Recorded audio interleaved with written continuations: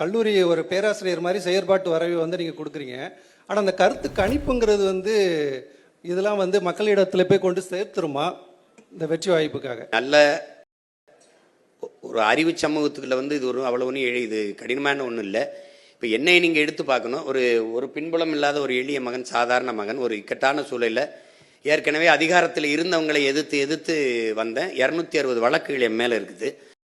இப்போ இவ்வளவு இதுக்குள்ள போய் இந்தியாவை யார் ஆள்றது அப்படிங்கும்போது தம்பி அண்ணாமலை அவர் தலைமையில் ஐயா மோடி பிரதமர்னு ஒரு கூட்டணி அமைச்சுக்கிட்டாரு. ஐயா ஸ்டாலின் அவர்கள் இந்தியான்னு ஒரு கூட்டணி வச்சுக்கிட்டாங்க, அவங்க காங்கிரஸ் கட்சி.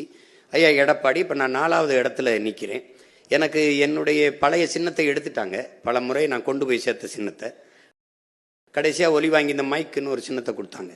அதை வச்சுக்கிட்டு நான் என் பிள்ளைகள் யாரும் தெரிந்த வேட்பாளர்கள் இல்லை, எல்லாம் புதுசு.